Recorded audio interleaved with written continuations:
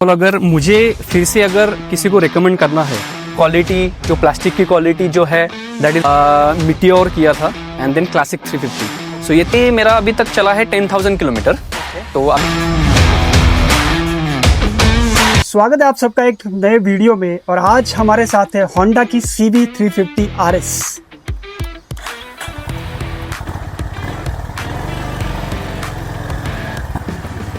ये एक ऐसी गाड़ी है जिसके लेके लोगों के पास बहुत ज़्यादा सवाल है कि ये गाड़ी है कैसी, क्या ये गाड़ी सच में अच्छी है, क्या ये गाड़ी होंडा की रिलायबिलिटी प्रोवाइड करती है, गाड़ी का माइलेज कितना है, सस्पेंशन कैसे काम करता है। और अगर रॉयल एनफील्ड से कंपेयर करें तो रॉयल एनफील्ड और होंडा इन दोनों में से कौन सी गाड़ी अच्छी है, तो आज हम ये डिटेल में डिस्कस करेंगे। आज इसका एक ओनरशिप रिव्यू होने वाला है। चलिए शुरू करते हैं। तो इसके ओनर है हमारे साथ Mayur. Welcome Mayur to my channel. तो सबसे पहला क्वेश्चन है कि ये गाड़ी आपने कब ली थी? मैंने यह गाड़ी लिया था अप्रैल 2023 में। ओके, सो इस गाड़ी को अब लगभग 2 से लेके 2.5 साल हो चुके हैं। बिल्कुल राइट। और ये गाड़ी की कॉस्ट क्या पड़ी थी जब आपने ली थी? I bought this at the price of 2,64,000 on road. Okay, तो आई थिंक जीएसटी के पहले भी अराउंड सेम प्राइस में थी ये गाड़ी। एग्जैक्टली। और जब ये गाड़ी ली थी तो उसके साथ बाकी कौन सी गाड़ियां आप लेने की सोच रहे थे? Actually at that time I went for the CB 350 Highness. तो मैं हाइनेस देखने के लिए गया था शोरूम में। So it was in the Honda big wing showroom. तब मैं हाइनेस देखने गया और जब मैं शोरूम गया तो एट दैट टाइम इसका BS6 फेज 2 का वर्जन आया था। तो ये मैंने देखा और इसमें पर्टिकुलरली ये जो कलर था, ये कलर मुझे बहुत पसंद आया था। सो फिर मैंने शोरूम वालों के साथ डिस्कस किया तो उन्होंने बोला कि कॉन्फ़िगरेशन तो सेम है और बाकी सब फीचर्स वगैरह इसमें एडिशनल मैंने चेक किए थे जो शोरूम वाले ने मुझे बताए थे। तो उसमें इम्पोर्टेंट मुझे अच्छा लगा कि इसमें वाइब्रेशंस बहुत कम है। करेक्ट। तो अगर होंडा की जो गाड़ी है उसमें वाइब्रेशन नहीं है, आपको बहुत बार सुना होगा। So this is from the owner is saying there are no vibrations. अगर इसके साथ आपने कंपेयर किया था रॉयल एनफील्ड की कोई गाड़ियों को? Yes exactly, that's a good question. So इसमें मैंने कंपैरिजन किया था रॉयल एनफील्ड का हंटर एक था, it was my on list. और उसके बाद कंपैरिजन किया था मैंने मीटियोर किया था एंड देन क्लासिक 350। सो ये 3 गाड़ियां मैंने कंपैरिजन किया था। मैं I went to the respective showrooms, मैंने उसके टेस्ट राइड्स भी लिए थे एंड देन कंपेयर करने के बाद मुझे ये पर्टिकुलर प्रोडक्ट बहुत अच्छा लगा क्योंकि इसमें जैसे अमूल ने बोला वाइब्रेशंस भी बहुत कम है एंड इसका ब्रेकिंग सिस्टम भी अच्छा है और गाड़ी जो है वो बहुत स्मूथ चलती है। देयर इज नो वाइब्रेशंस और हैंडल पे भी आपको वाइब्रेशंस कभी ऐसे लगेंगे नहीं कि वाइब्रेशंस है करके। ओके, सो होंडा के बारे में जो सब लोग बोलते हैं वो ट्रू है, right? This is very refined engine, there are absolutely no vibrations. तो ये गाड़ी इसके लिए आपने फिर रॉयल एनफील्ड छोड़ के ये वाली गाड़ी कंसीडर की। ओके, तो ये गाड़ी अब तक कितनी चली है? सो ये मेरा अभी तक चला है 10,000 किलोमीटर। तो अभी ये सर्विस एक ड्यू है इसका, so which is in this month probably. And what is the longest ride that you have done? So the longest ride which I did is Goa.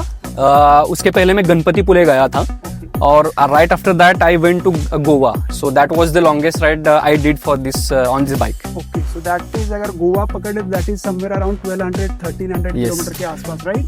Exactly. So मैं I went from सतारा से यहाँ से मैं सतारा गया था। सतारा में एक दिन मैंने होल्ड किया था और उसके बाद मैं गोवा गया था। So it was around 1200 kilometre के करीब। ओके, तो इस लॉन्ग राइड में आपका राइडिंग एक्सपीरियंस कैसा था? So riding experience as I mention it was fantastic. मैंने मॉर्निंग में स्टार्ट किया था सतारा से, मेरे होम टाउन से, और क्लाइमेट भी अच्छा था। और जिसकी खासियत है ये गाड़ी, जिसकी हीट नहीं होती गाड़ी, मैंने 100 पे क्रूज किया था literally around consistently around 150 kilometre. तो उस टाइम थोड़ा दोपहर में ह्यूमिड कंडीशन भी था, लेकिन उसके बावजूद भी गाड़ी में जो वाइब्रेशंस कम थी और हीटिंग का प्रॉब्लम बिल्कुल नहीं है। जो आपकी ये नी के नीचे का पोर्शन है वहाँ पे हीट बिल्कुल आपको मतलब लगती भी नहीं कि गाड़ी इतनी क्रूज की है, आपने लॉन्ग राइड से आए हो आप। So something like that. So it was a satisfactionary thing. Okay, so long ride के लिए ये गाड़ी बहुत अच्छा परफॉर्म कर रही है। बिल्कुल। So just I am sharing my perspective. तो मेरे पास स्पीड 400 है और जैसे मैंने पहले भी वीडियोस में बोला है, वो गाड़ी थोड़ा हीट करती है बिकॉज उसका जो इंजन है वो हाई कंप्रेशन है। बट अगर आप कोई ऐसी गाड़ी देख रहे हैं जिसमें बिल्कुल वाइब्रेशन ना हो, हीट ना हो, तो I think CV350 RS is a very That's good right. Choice. That's right. आप जरा गाड़ी के स्पेसिफिकेशन के बारे में बताएंगे? ये समोल, तो इसमें पहले तो आगे का टायर जो है that is of 19 inches okay और पीछे का टायर है that is of 18 inches. Okay so because of that the advantage is आप जब ऑफ रोड करते हो तो गाड़ी आराम से निकलती है। 19 यस बिल्कुल, दैट्स द मेन थिंग। और अगर इंजन स्पेसिफिकेशन की बात अगर करेंगे तो इसमें 350 सीसी का एयर कूल्ड इंजन है विच प्रोड्यूसेस अराउंड 21 PS का पावर एंड 30 Nm का टॉर्क। तो अब बात करते हैं इसके ग्राउंड क्लियरेंस के बारे में। तो इसका ग्राउंड क्लियरेंस कितना है? सो इसका ग्राउंड क्लियरेंस है 160 mm। तो जब मैंने हंटर चलाया था when I was into the test ride, तो मैंने हंटर चलाया था। तो हंटर चलाते वक्त मुझे एक जगह पे स्पीड ब्रेकर था तो थोड़ा टच हुआ था हंटर नीचे। सो एट दैट टाइम वो मेरे दिमाग में था कि थोड़ा ग्राउंड क्लियरेंस भी अच्छा होना चाहिए। So that was one thing. The second thing is इसका जो फ्यूल टैंक है that is of 15 litre. Okay 15 litre. Yes that's right. और इसका जो सीट है दैट इज 800 mm। मेरा हाइट जो है वो 5.5 है। ओके तो मेरे हाइट के बंदे के लिए this is more than sufficient seat. Okay तो अगर आप देखोगे तो 800 mm स्पेसिफिकेशन में लगता है कि थोड़ी ज्यादा हाइट होगी, बट मयूर की हाइट है 5.5 inch and he still comfortably गाड़ी के ऊपर बैठ सकते हैं। फ्लैट फुट नहीं होता बट टिप तो आप कर लेते हो। तो इवन इफ यूर 5.5 ये गाड़ी आप आराम से चला सकते हो। और 15 लीटर का फ्यूल टैंक जो है ना Mayur, I think Yes. This is really good, क्योंकि मेरी जो ट्रायम्फ है उसमें है 13.5 लीटर का। तो वो मुझे कहीं ना कहीं ऐसा लगता है थोड़ा छूटता है। तो अगर आप लॉन्ग टूर के लिए कंसिडर कर रहे हो तो 15 लीटर टैंक होना it provide you longer range. Suspension जो है that is a telescopic suspension और पीछे का जो है that is a twin shock suspension. तो ऑफ रोड पे कोई दिक्कत नहीं है। Riding is very smooth, handling is very smooth. और जब आप राइड करते हो तो कभी आपको ऐसा लगता है कि हैंडल थोड़ा हेवी लग रहा है या फिर कुछ ऐसा? राइड क्वालिटी कैसी है? Ride quality is very good, comfort है। मुझे अभी तक हेवीनेस कुछ फील नहीं हुआ इस गाड़ी में, लॉन्ग राइड पे भी नहीं। और अगर मैं सिटी में कम्यूट करता हूँ तो वहाँ पे भी इट्स वेरी कंफर्टेबल। ओके तो आई थिंक सस्पेंशन भी गाड़ी का बहुत अच्छा है, राइट? अब बात करते हैं गाड़ी के बिल्ड क्वालिटी के बारे में। तो बिल्ड क्वालिटी आपको कैसे लगी? आपको 2 साल ऑलरेडी गाड़ी को हो चुका है और जितना मैं देख पा रहा हूँ गाड़ी अभी भी एकदम इमेक्युलेट कंडीशन में है। यस बिल्कुल। सो इसका जो बिल्ड क्वालिटी है उसकी अगर बात करें तो बिल्कुल अच्छी बिल्ड क्वालिटी बनाई है कंपनी ने। मटेरियल की क्वालिटी, जो प्लास्टिक की क्वालिटी जो है that is also very good. मतलब जिसे बोल सकते हैं रिजिड टाइप है। आप रफ एंड टफ है, कैसे भी यूज़ करो, आप ऑफ रोड लेके जाओ, गाँव में लेके जाओ, कहीं पे भी लेके जाओ, इट्स वेरी मतलब rigid bike you can say. Okay और इसकी जो पेंट क्वालिटी है टैंक की, वो उसकी क्वालिटी आपने इसके ऊपर पॉलिश वगैरह किया है या ऐसे यूज कर? हाँ, मैंने शुरुआत में एक बार पॉलिश किया था, उसके बाद मैंने कुछ किया नहीं है। बट मेरा यूज जो है वो मैं बहुत केयरफुल यूज करता हूँ गाड़ी। Okay. उसके वजह से मतलब टाइम टू टाइम वॉशिंग है, अच्छा उसको क्लीनिंग है, तो इसकी वजह से कलर का कोई प्रॉब्लम नहीं है। ओके तो पेंट क्वालिटी भी गाड़ी की बहुत अच्छी है। बिल्कुल। ओके तो अब बात करते हैं इसके माइलेज के बारे में। बोथ सिटी माइलेज और हाईवे माइलेज कितना देती है? सो अभी मुझे जब मैं गोवा गया था लॉन्ग राइड पे, तो मुझे उसने जब मैं 100 पे क्रूज किया था तो उसने मुझे 39 तक एवरेज दिया था। जब मैंने इनिशियली गाड़ी लिया था शुरुआत में और मैं सतारा गया था गाड़ी लेके, तो मैंने 60-70 पे क्रूज किया था क्योंकि इंजन नया था। तो मुझे कंपनी ने बताया था कि जब तक इंजन नया है तब तक थोड़ा लोअर स्पीड पे क्रूज करो।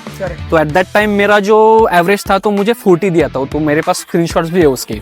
उसके बाद जैसे मैंने स्पीड, जैसे लॉन्ग राइड पे स्पीड बढ़ाया तो मेरा एवरेज 38 तक 37 तक हाईवे पे जाता है और सिटीज में 30-32 तक जाता है average, depend on the traffic, कैसे हम चला रहे गाड़ी। ओके तो बहुत सारी चीजें डिपेंड करती है राइडिंग स्टाइल पे है। बट एक बात मैं जरूर बताना चाहूंगा, इफ हाईवे अगर ये गाड़ी 40 का माइलेज दे रही है, दिस इज रियली गुड। मतलब जितनी मैंने प्राइम की गाड़ी चलाई है इन लद्दाख ट्रिप, मुझे मैक्सिमम 30 मिला था। तो जब मैं सिटी में चलाता हूँ I get somewhere around 22 to 25। Yes. अब बात करते हैं गाड़ी के सर्विस इंटरवल के बारे में। तो सर्विस इंटरवल कितना है और कितने किलोमीटर के बाद सर्विस करना पड़ता है? सो इसका सर्विस इंटरवल जो है that is 6000 kilometres and 6 months which ever is earlier, okay that is the frequency. Service की कॉस्ट कितनी आती है? कितने सर्विसिंग हुए इसके पहले आपकी? सो इसका जो मेरा इनिशियल पहला सर्विसिंग था उसमें कुछ 1700-1800 रुपये आया था, ओके और उसके बाद जो रेगुलर सर्विसिंग अभी लास्ट टाइम मेरा हुआ था उसमें 2700 रुपये कॉस्ट आया था मेरा। सो सर्विसिंग भी, इसका सर्विस कॉस्ट भी उतना ज़्यादा मुझे महंगा नहीं लगा है अभी तक। ओके सो सर्विस कॉस्ट है इसका अराउंड 27 to 2800। हालांकि इसका इंटरवल इज 6 months या 6000 kilometre, but it is very cheap to maintain. Yes yes. Okay, अब बात करते हैं इसके एक्सेसरीज के बारे में। तो क्या क्या एक्सेसरीज आपने इसमें लगाए हैं? देखो, जब मैंने गाड़ी लिया था तो एट दैट टाइम मैंने कुछ एक्सेसरीज बाय नहीं किए थे। ओके सो मैंने एज इट इज़ गाड़ी लिया था। उसके बाद मुझे लगा था कि ये इंजन गार्ड है, okay leg guard, that should be there, तो मैंने ये एक्सटर्नल एक्सेसरीज लिया था। ओके उसके बाद मैंने फॉग लैंप लिया था एक्सटर्नल एक्सेसरीज में, और जो गाड़ी के साथ एक हॉर्न आता है वो मुझे अच्छा नहीं लगा था, तो इसलिए मैंने वो चेंज किया था। So that was one thing. और फिर उसके बाद मैंने ये मिरर से कंपनी फिटेड आते हैं, तो ये मिरर जो है वो मैंने एक्सटर्नल एक्सेसरीज में लगाया है, जो ये नाइट में भी चलते हैं। Okay so this is a day night mirror which Day you night mirror, install on the yes. Bar and. Yes exactly. तो आई थिंक इसमें रिफ्लेक्शन भी नहीं आता, रिफ्लेक्शन भी नहीं आता है, बिल्कुल बिल्कुल। This is a very good accessories. तो हॉर्न जो है इसका थोड़ा वीक है, तो आपने इसके लिए अलग से एक हॉर्न लगाया, राइट? बिल्कुल ओके, बिल्कुल। अब बात करते हैं इसमें कौन से ऐसे इश्यूज है या फिर गाड़ी में आपको ऐसा लगता है कि क्या इम्प्रूव किया जा सकता है? इसमें मुझे ऐसा लगता है कि यहाँ पे मैंने देखा था कि कंपनी ने अभी एक बैक रेस्ट निकाला है। ओके सो वो बैक रेस्ट अगर लगाते हैं तो गाड़ी का पूरा लुक खराब हो जाता है इस गाड़ी का, क्योंकि इसका लुक ऐसा है कि थोड़ा स्पोर्टी लुक है। Correct. अगर बैक रेस्ट लगाते हैं तो उसका लुक खराब हो जाता है। और इम्प्रूवमेंट के लिए स्कोप अगर देखा जाए तो इसका सीट जो है पीछे का वो थोड़ा लंबा होना चाहिए, क्योंकि जो राइड करने वाला बंदा है उसके लिए कंफर्टेबल है, बट जो पीछे बैठने वाला बंदा है उसके लिए थोड़ा डिफिकल्टी है। सो वो एक कंपनी सोच सकती है कि क्या किया जाए। तीसरा है यहाँ पे जो मडगार्ड है, जो रहता है, जो पानी आता है बारिश का, कीचड़ का, तो वो उसके लिए कुछ अरेंजमेंट या कुछ प्रोविजन अगर कंपनी करे तो that should be good thing. अच्छा, तो आई थिंक टायर हगर का प्रॉब्लम ये यूनिवर्सली है, सारे गाड़ियों में यही प्रॉब्लम है। जो भी गाड़ियाँ स्पोर्ट्सटर रोडस्टर कैटेगरी में आती है, पीछे उन लोगों ने टायर दिया है वो तो बहुत अच्छा लगता है, बट बारिश में सारी गाड़ी गंदी हो जाती है। ट्रायम्फ में भी वही इशू है, इसमें भी कई हद तक यही इशू है। तो एक टायर हगर कंपनी ने देना चाहिए था, राइट? बिल्कुल। तो टायर की क्वालिटी कैसी है? मतलब जो स्टॉक टायर आते हैं कंपनी के, which is I think MRF, right? Yes that's right. तो इसमें आगे वाला और पीछे वाला दोनों टायर MRF के टायर से, रिजिड टायर से, ग्रिप भी अच्छा है इस टायर का। ओके, हाईवेज पे वही है। पूछने वाला था कि अगर ग्रिप जो है इसका, तो क्या वेट कंडीशन में आपको कभी ऐसा लगा कि गाड़ी स्किड हो रही है वगैरह? नहीं, ऐसा कुछ लगा नहीं, क्योंकि ट्रैक्शन कंट्रोल भी है, दैट इज वन थिंग, और टायर भी अच्छे, ग्रिप भी अच्छा है, तो उसकी वजह से अभी तक कुछ प्रॉब्लम नहीं है। ओके, तो आई थिंक टायर भी बहुत अच्छे क्वालिटी के हैं। तो स्टॉक टायर आई थिंक आप इसको आराम से यूज कर सकते हो, इसको अपग्रेड वगैरह करने की कोई ज़रूरत नहीं है। तो अब सुनते हैं CB350 RS की एग्जॉस्ट नोट। यस मयूर।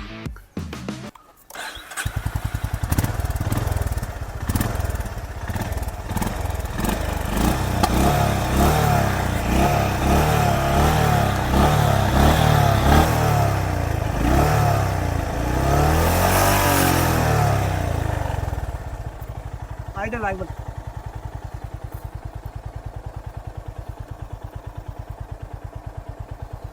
तो अब आते हैं फाइनल $1 मिलियन क्वेश्चन पे।